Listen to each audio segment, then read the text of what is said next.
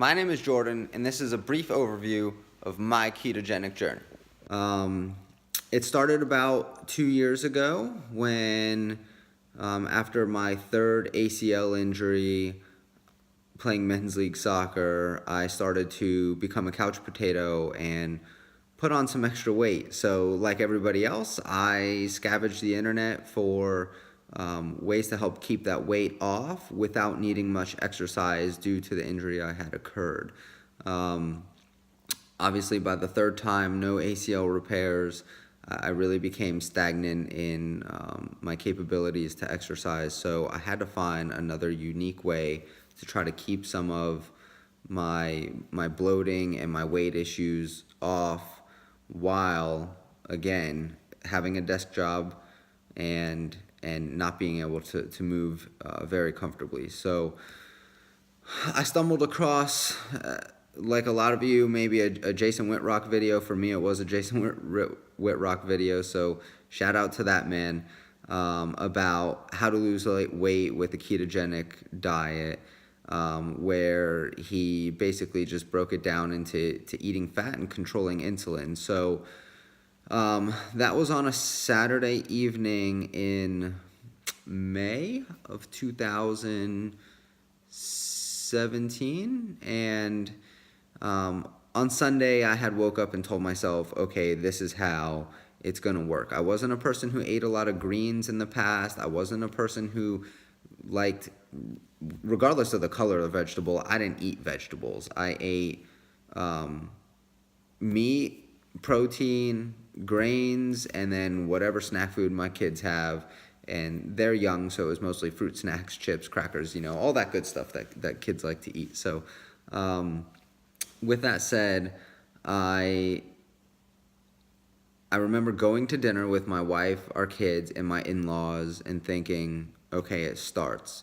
And again, that was a Sunday night. I ordered a big spinach salad with chicken, bacon, eggs, pretty much a Cobb salad. And they all looked at me funny because they knew I wasn't the kind of person to eat that sort of food.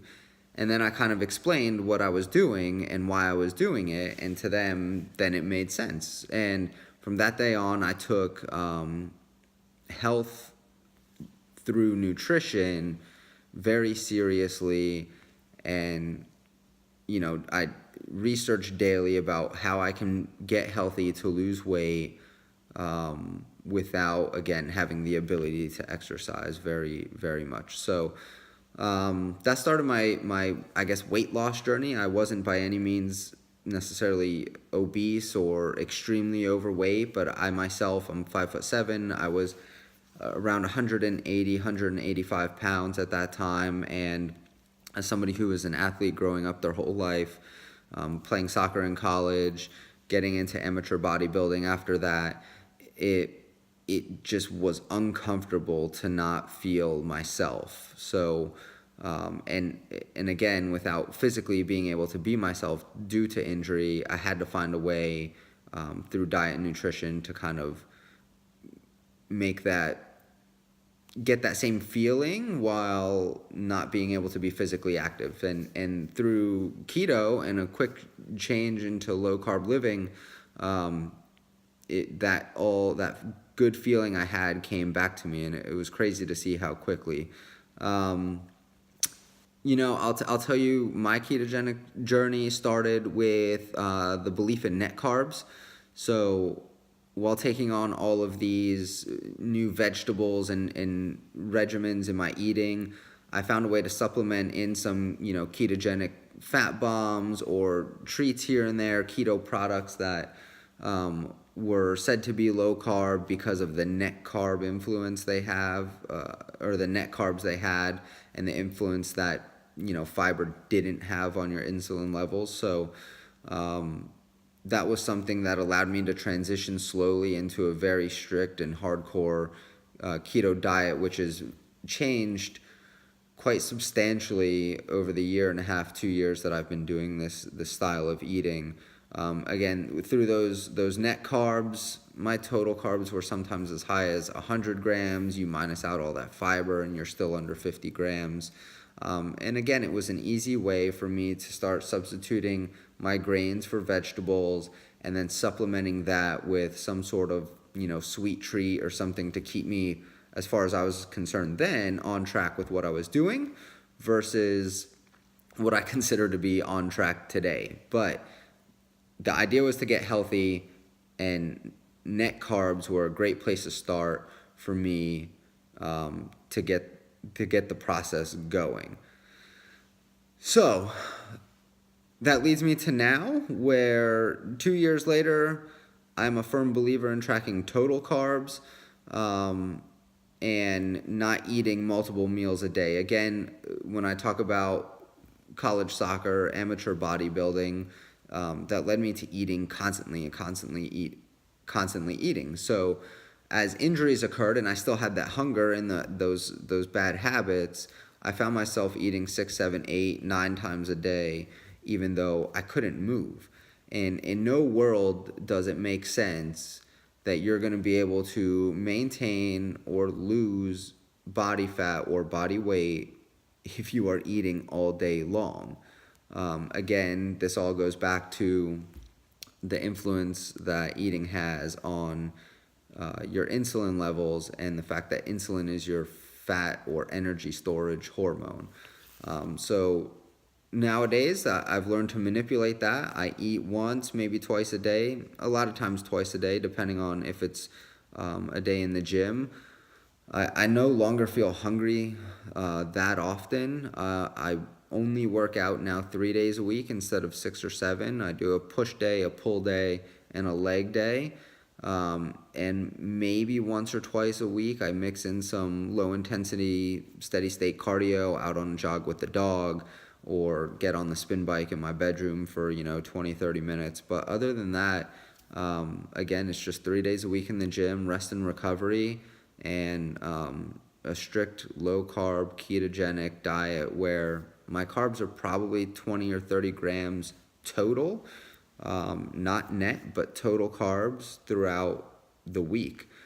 I try to give myself every 4 to 6 weeks, I try to give myself a cheat day or at least a cheat meal, if I'm in the mood for it. And sometimes if I feel like being more flexible, then I'm giving myself a cheat meal more frequently or a cheat day more frequently. It just depends on the mood I'm in, and how my cravings are that day and how long I've been strict keto for. So I'm telling you,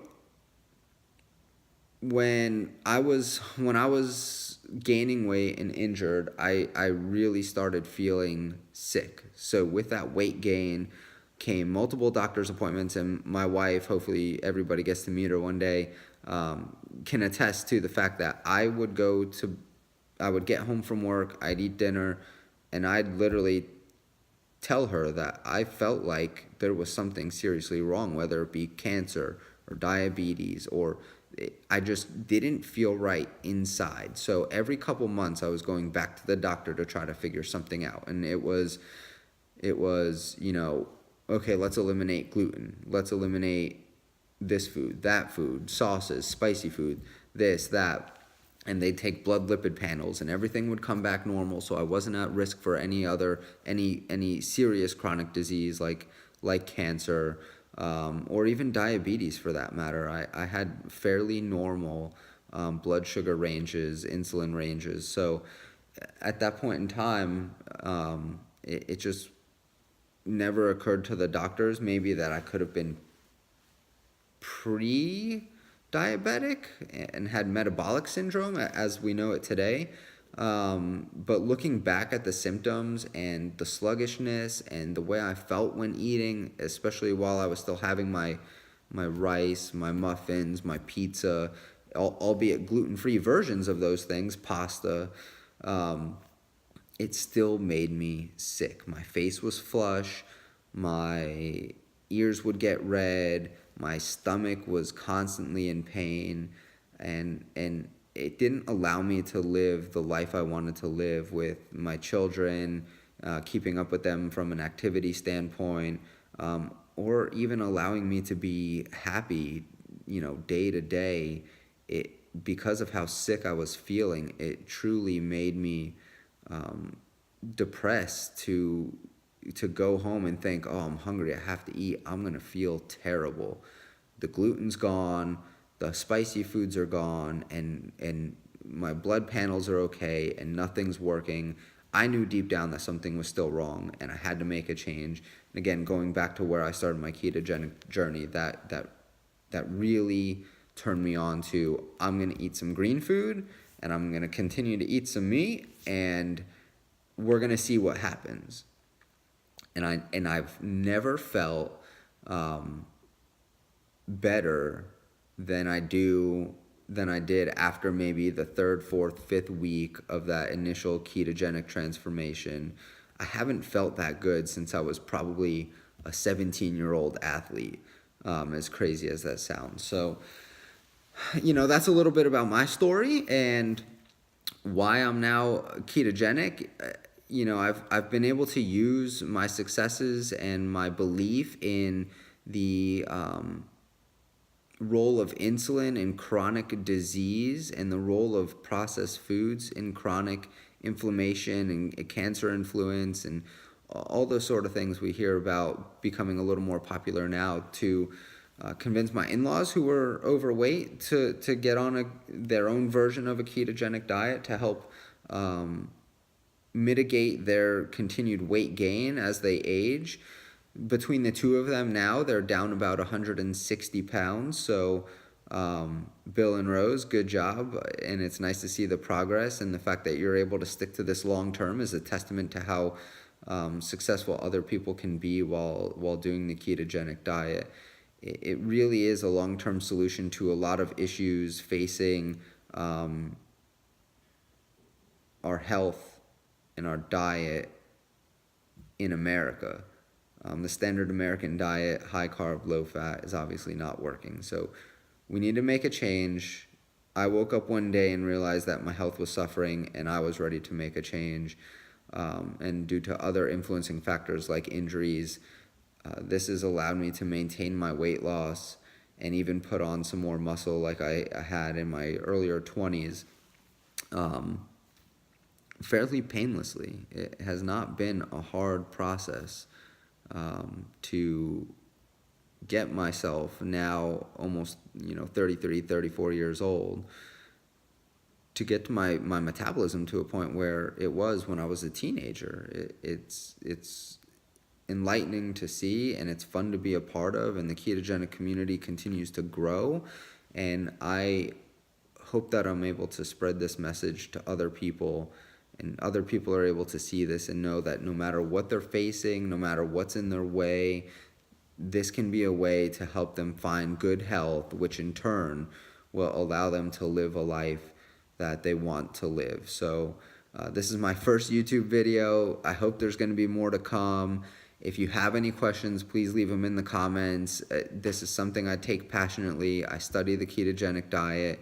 I study the role of diet, food, and hormones constantly outside of my 9 to 5 daily life. That is what I do with my time, to be able to help the ones around me and influence the people around me to get healthy, live better lives, understand how eating and hormones can affect positively and negatively their health in the long run, and hopefully contribute to some sort of longevity for those people. So if you have any questions, if you have any comments for me, please don't hesitate to leave them.